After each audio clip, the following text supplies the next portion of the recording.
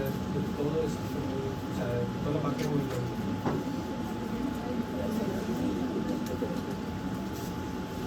Este lunes que es un festivo. ¿Vamos a ver el festivo? ¿Qué? A mí igual me toca trabajar todos los días. ¿Cómo? Venga, no, es que no quiero quitar el tiempo de las cosas. Ah, sí. La otra semana, ¿cuándo nos vamos a ver? La otra semana, Porque me dijeron que el sábado no. Entonces, ¿la otra semana cuándo? El martes. ¿En la tarde? Porque ya dijeron que Uy, en la pero mañana no. toca después, yo prendo. Venga, ¿ustedes por qué este semestre están viendo esto? ¿Cómo es que llama? Mi estadística, eso no se ve este semestre. Claro. Yo no me acuerdo eso que se veía. Cuarto. Cuarto. Sí. Bueno. Esto, no, yo creí que ya no, yo decía, pero tienen un juego particular de estadística cuando era inicio patio. No, no es que es obligatorio. Así No, es que no como me acordaba, ambiente yo y me acordaba salud. si era de quinto o era de sexto, ya no me da la... Bueno, la otra semana, el martes, en la tarde, ¿a qué horas? De una vez. Y después de las 4. ¿Les parece 4:30 de la tarde? Nos vemos de 4:30 por ahí hasta las 8. Pero es que nosotros mañana A las 6, bueno, entonces de 4:30 a 6. De 4:30 a 6, listo. Y nos vemos el miércoles al día siguiente normal y el viernes. El lunes de pronto me aviento un quiz de la parte hemodinámica, de lo que hemos hablado. Uy, pero, profe. De pronto me aviento un quiz. ¿Listo? O de pronto, no, es que el martes es para responder tiempo y el quiz no. Ustedes se quedan pegados 40 minutos. Bueno, pues para que sepan. Ya. Listo. Bueno, buenos días. A nuestro grupo nos correspondió falla cardíaca aguda. Está conformado por María Claudia,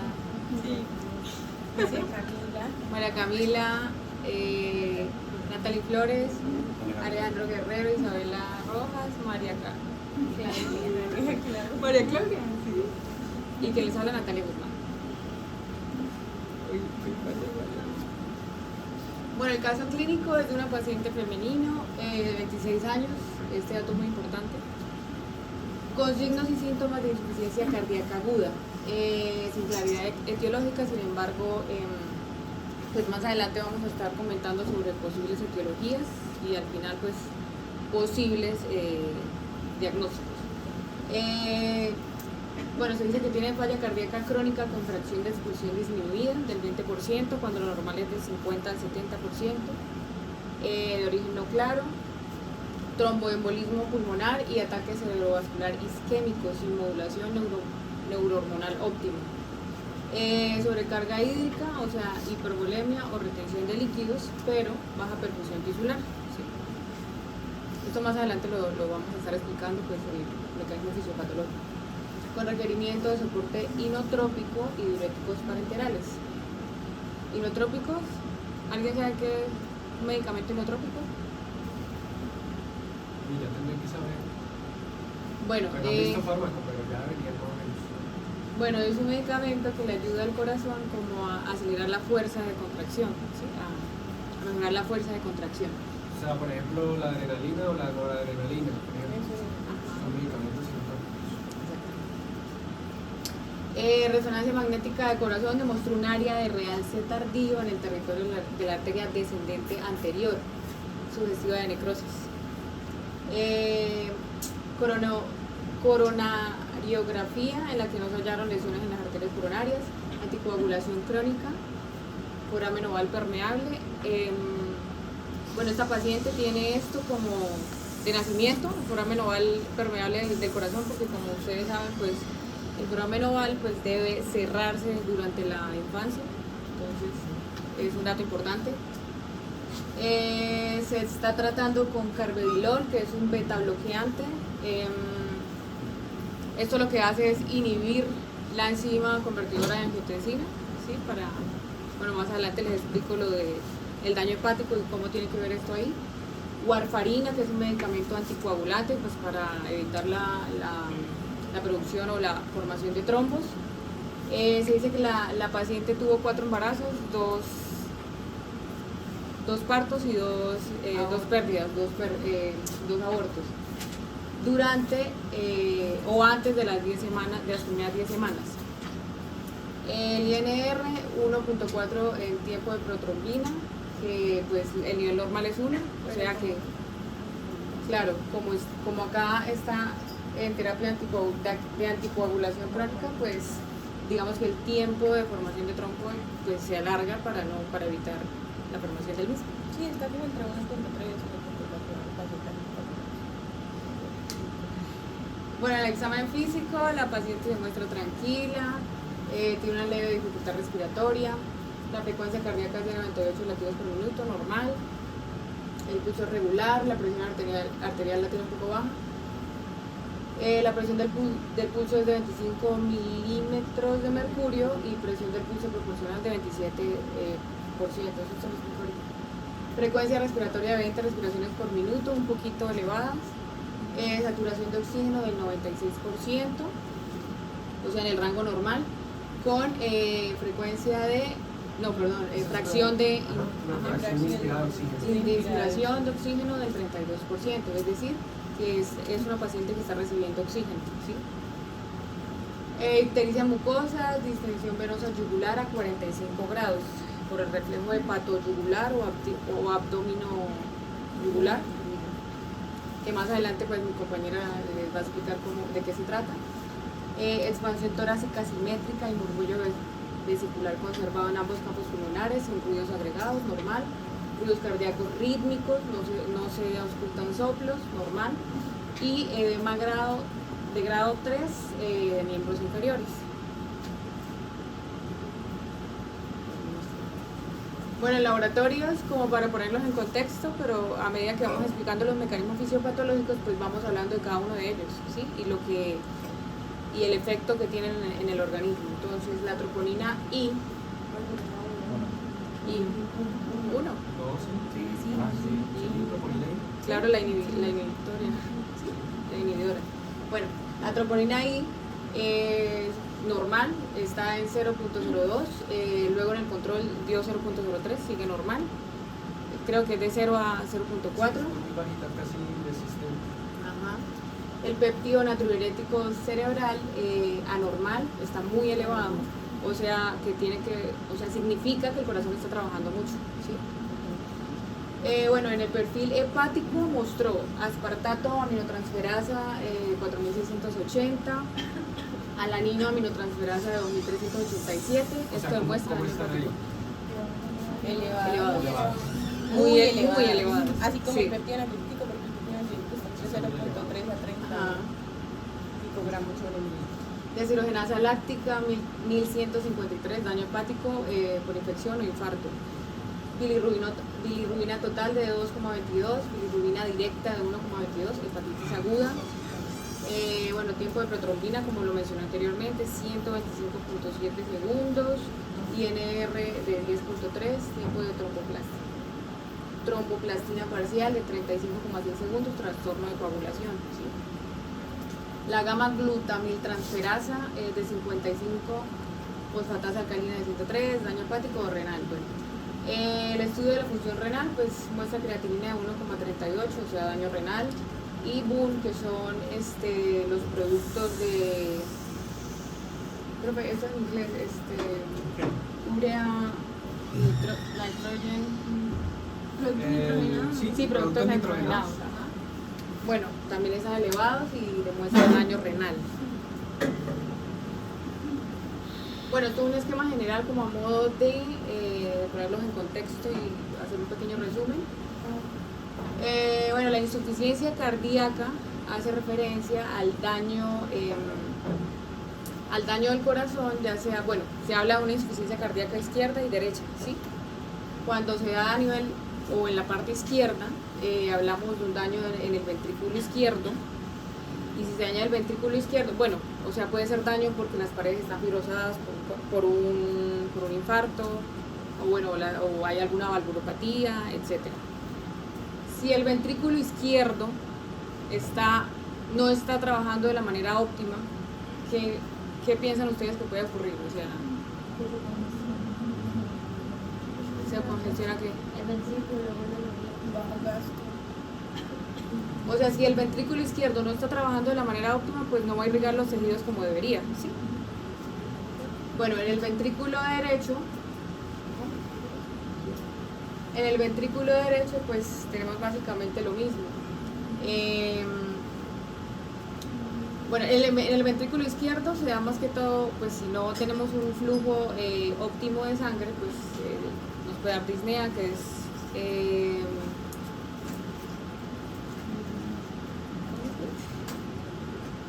disnea, o sea, no, pero me olvidé. Disnea paroxística, no. Disnea es una dificultad respiratoria. Se me olvidó la primera palabra. Dificultad respiratoria o disnea paroxística nocturna, de la que vamos a hablar más adelante, que se da pues cuando el paciente está dormido en posición horizontal. Ya vamos a ver por qué se da de noche y en esa posición. Cuando hay daño en el ventrículo derecho, pues no se contrae con suficiente fuerza, lo que significa que puede ocurrir una acumulación de líquido de sangre en venas y por ende pues un edema intersticial. Por eso se hablaba de un edema grado 3 en miembros inferiores.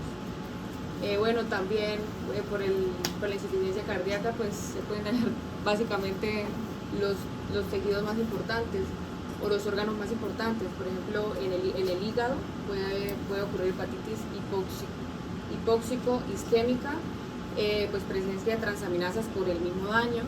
En los riñones, creatinina aumentada y bueno aumentado, como lo acabo de mencionar en la diapositiva anterior. Daño cerebral, un accidente cerebrovascular. Y bueno, en los pulmones, no sé, tromboembolismo pulmonar, hipertensión pulmonar. ¿Por qué mecanismo habría ahí daño renal? ¿Por cuál mecanismo? Sí, o sea, ¿cuáles serían los mecanismos ahí que me condicionan que hay daño renal? Por coagulación o por hipoperfusión del tejido. Hipoperfusión se daría en el compromiso de qué lado del corazón.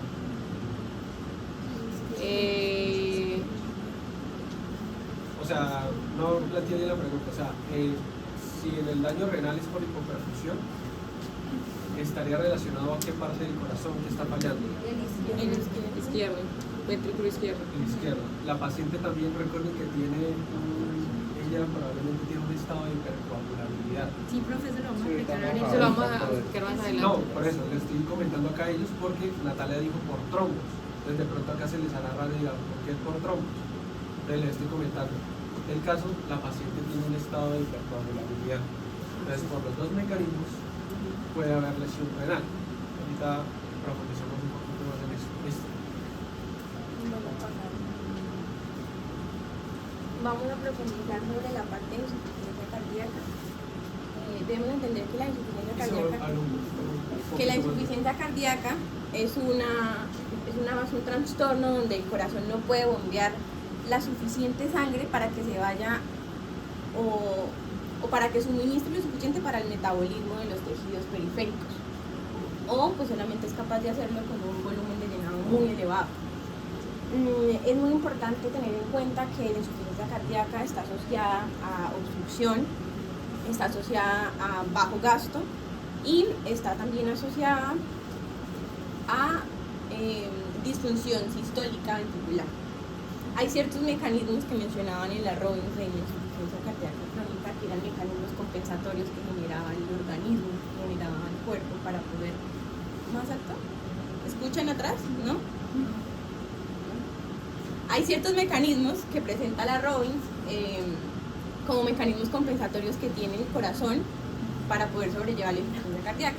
Tenemos los mecanismos de Frank-Starling, donde tenemos unos volúmenes de llenado que me van a dañar el corazón y lo que va a generar es aumentar la frecuencia cardíaca. ¿Se me estima? Perdón, se me pasó. Lo que me va a generar es aumentar los enlaces que yo tengo entre la actina y la miosina, generando que se aumente el volumen sistólico. Tenemos liberación de noradrenalina por parte de los nervios adrenérgicos del sistema nervioso. donde me va a generar elevación de la frecuencia cardíaca, aumentar la resistencia vascular y potenciar la contractibilidad. También tenemos la activación del sistema renina-angiotensina-aldosterona, que básicamente lo que me va a generar es que yo almacene y absorba mucha más agua, mucho más sodio, generándome aumento de volumen circulatorio y el tono vascular, el tono muscular, liberación del péptido natriurético, que es contrarrestando en la parte del sistema de renina-angiotensina-aldosterona, generando diuresis y relajación del músculo liso vascular. En la paciente encontramos, como lo mencionó Natalia, el péptido natriurético muy elevado, porque lo normal es entre 0.5 a 30 picogramos sobre mililitro, y tenemos también adaptaciones en el miocardio para compensar el aumento pues, del daño generando hipertrofia de los tejidos. Vamos a hablar un poco de cómo se presentó todo lo de la insuficiencia cardíaca en la paciente.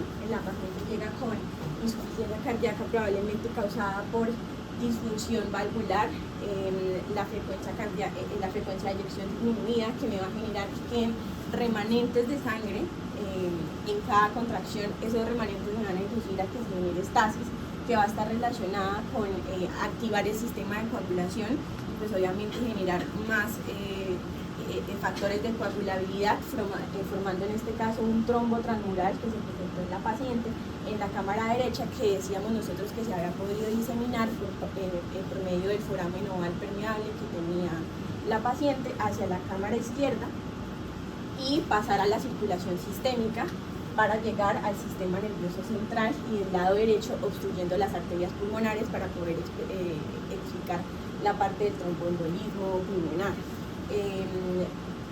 En la parte del sistema nervioso central, para explicar lo del ictus, es que se pudo ocluir una de las arterias cerebrales, donde se disminuyó el flujo sanguíneo, se disminuyó la absorción de nutrientes, privando solamente a las células de oxígeno, de nutrientes, causando isquemia, daño celular concomitante, y del lado derecho obstruyó las arterias pulmonares, lo que me va a generar una interrupción del flujo sanguíneo, generándome el tromboembolismo pulmonar.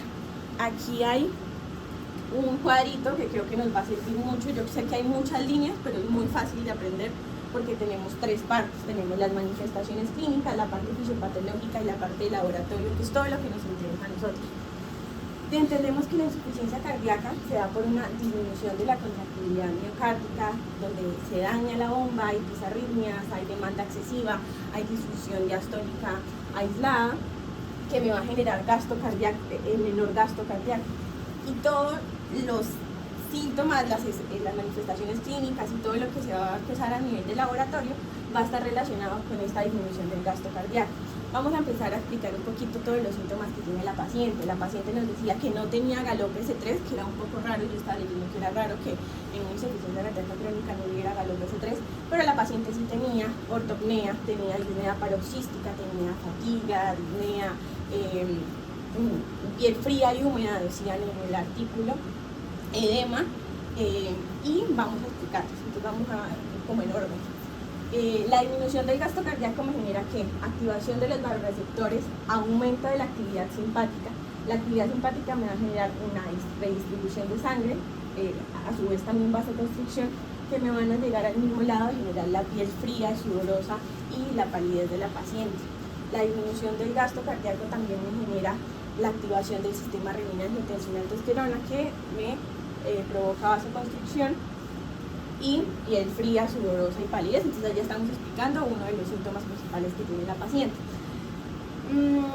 Vamos para también, bueno, también está relacionada la vasoconstricción y la piel fría, la liberación de endotelinas.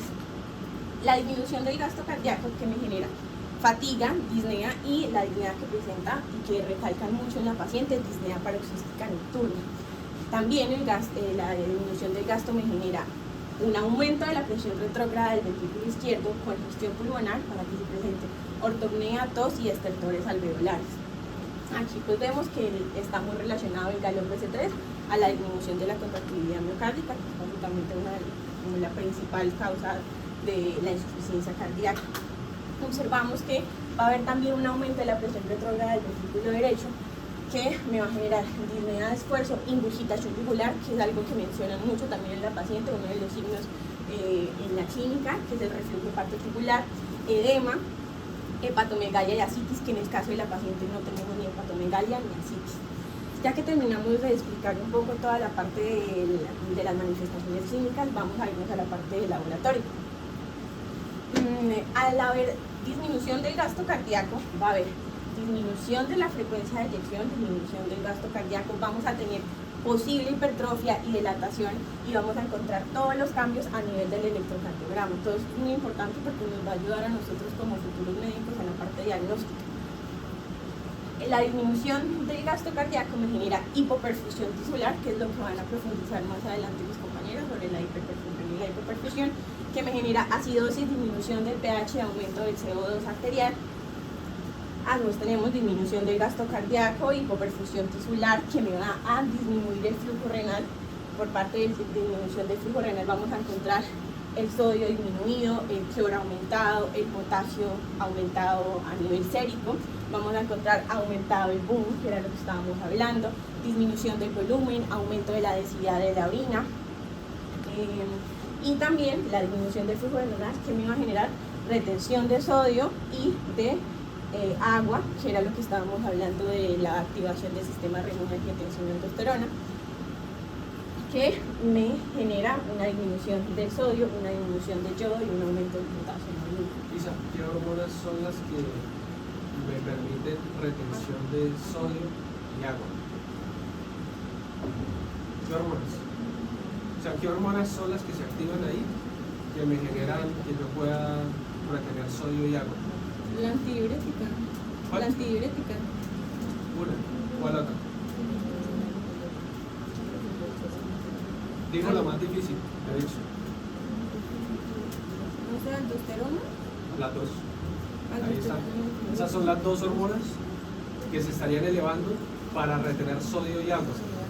La aldosterona, porque se activa por el eje, porque silencio, porque por allá atrás escucho muchas cosas y eso entra en el parcial, acuérdense, ¿no? Retención de sodio y agua, la aldosterona me retiene sodio y excreta potasio. Ahí no se confunda porque ustedes podrán ver ahí que dice aumento del potasio, claro, porque el paciente no está orinando. Entonces, cuando un paciente no orina, lo primero que empieza a llevarse es el potasio. De hecho, el potasio es uno de los criterios para diálisis. Paciente que no orina, se acumula el potasio. En este caso, ella probablemente no está orinando prácticamente nada. Si estuviera orinando, aunque fuera un poquito, o manteniendo todavía un poquito de formación de orina, probablemente la activación tan grande del eje haría que se le baje el potasio. ¿Por qué? ¿Por qué se le bajaría el potasio? ¿Por qué pudiera bajarse el potasio a esta paciente? Si estuviera, acá está probablemente anúrica, no está orinando. Si ella estuviera orinando, que fuera un poquito, no estuviera tan grave como está, y tuviera esa activación de ¿por qué la paciente pudiera tener aumento en los niveles de potasio? Cualquiera del grupo puede responder. Aumento del potasio en la orina. Aumento del potasio sérico. Ok. ¿Por qué? ¿Por qué pudiera tenerlo? Está sencilla, piénsenlo. Por alguno de los mecanismos compensatorios. Por la activación de la aldosterona. Porque si la paciente estuviera orinando todavía el eje estaría alcanzando a compensar un poco la patología y la activación de la aldosterona hace que retenga sodio para retener agua. Pero a la vez acuérdense que la aldosterona hace que excrete potasio.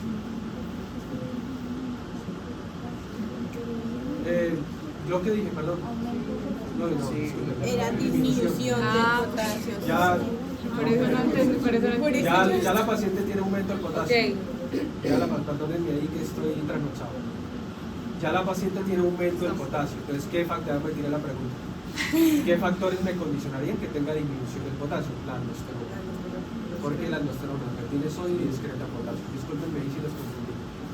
Pero eso también no está, por ejemplo, relacionado con algún mecanismo compensatorio, por ejemplo, con la retención de sodio que hablábamos Sí. del mecanismo de la activación del sistema renina-angiotensina-aldosterona cuando teníamos Sí, y en este caso ustedes me dirán, bueno, en este caso, bueno, aunque ahí lo están mostrando, ¿no? Aumento de potasio en orina, ahí lo dice, por el aumento del eje, sino que para ustedes tener aumento del potasio en orina y excretar potasio tendrían que tener o estar orinando, mejor dicho. Y esta paciente está tan grave, tiene una hipoperfusión tan grave que probablemente no está orinando mucho. Mucho. Sí, porque tiene coliuria. Poliuria. Coluria. Coluria es, ¿qué es coluria? Sí, producido por los tintes hepáticos. Exactamente. O sea, ella está orinando, pero probablemente no está orinando mucho. ¿Qué dice ahí? No dice mucho. No, solamente No creo que esté orinando mucho. No, el flujo renal está disminuido, sí. No creo que esté orinando mucho, porque como tiene una presión arterial tan bajita, probablemente no está orinando demasiado. Listo, bueno, ya. Ya entra. Listo. Eso fue lo que tuvo que ver con el antecedente de la paciente, que era insuficiencia cardíaca crónica. Ahora vamos a ver lo que es insuficiencia cardíaca crónica agudizada, que fue el evento por el que la paciente finalmente llegó a urgencias, que fue desencadenado por un infarto agudo del miocardio, ¿cierto? Perdón, ustedes ahorita hacen como una recopilación como para que ellos entiendan el caso, lo que está sucediendo, porque de pronto se lo pierden. Para los que están acá, ellas están explicando cada cosita que está bien. Acuérdense, por si de pronto alguno se perdió, porque el caso clínico tiene muchos datos. Entonces yo me imagino que acá atrás alguno tuvo que haberse Hasta perdido. nosotros nos perdimos. Es una paciente joven de 26 años. De entrada, usted con 26 años no tiene que tener insuficiencia cardíaca, ya no empezamos mal. Valvulopatías La paciente, el artículo no lo dice, literal lo dice así, tiene insuficiencia cardíaca de etiología desconocida. Probablemente no le han indagado mucho, ¿no? O no se han hecho demasiado. Entonces, ella ya tiene una insuficiencia cardíaca de base, no sabemos desde hace cuánto tiempo, y ella llega ahorita porque empeoró. O sea, ella tiene un proceso de insuficiencia cardíaca y ahorita el caso clínico es porque empeoró. Ella venía con medicación, anticoagulación y todo, y ya hace una semana empezó 15 días con síntomas y ahorita llegó y está muy descompensada. De eso trata el caso clínico. ¿Listo? Entonces ellas empezaron hablando de la parte ya de la insuficiencia cardíaca. Isabela explicó más o menos todos los síntomas.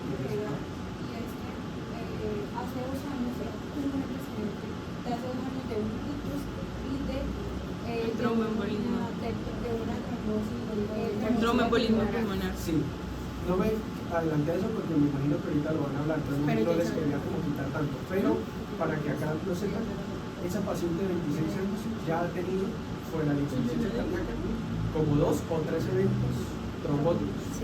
Sí. Tuvo un antecedente de una CVF y ha tenido abortos. Cuando usted ve una mujer joven que haya tenido abortos así como tan frecuentes, la paciente puede tener algún estado de hipercoagulabilidad o algún síndrome antifosfolípido. Búsquenlo ahí en el capítulo 4. Pero espérenme, no se adelanten. No, les estoy poniendo a ellos en contexto para que ellos no se pierdan de lo que ustedes van a explicar.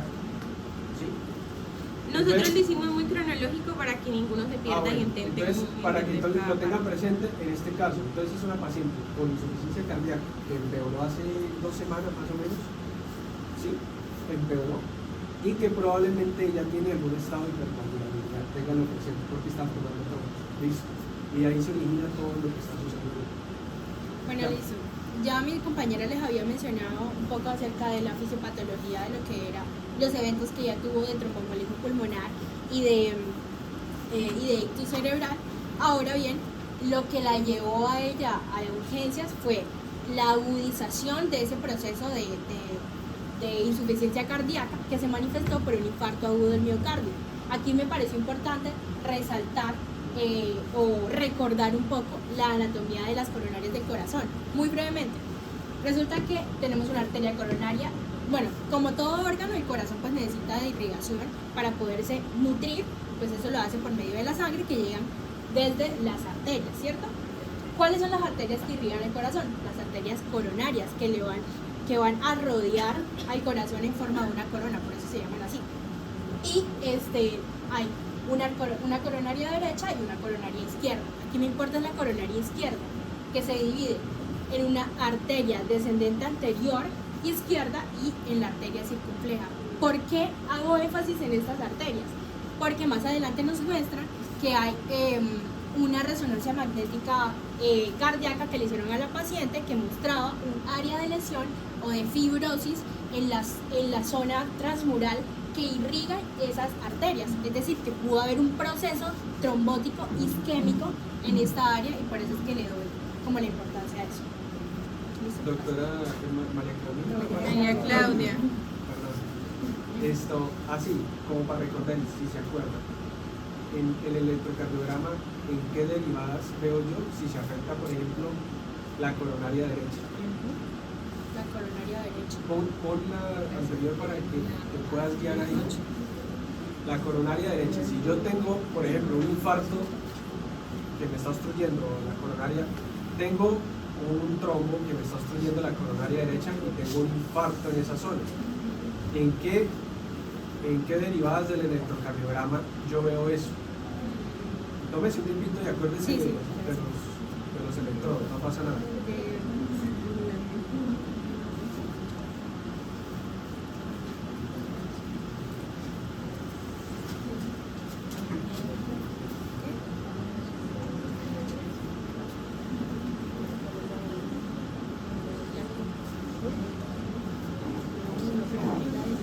En el, muchachos, En el No, es en la derivada de la No. ¿En el qué? En la onda común, pero En la del caso clínico, ella tenía un antecedente de un infarto, ¿cierto? Por ondas Q. sí, en ABL y en D2 creo que D1. en D1, sí. Listo. D1 y ABL, para que no se les olvide, ven la cara lateral alta del corazón. Porque D1 y ABL los electrodos están colocados en esta zona. Entonces ellos ven cara lateral alta.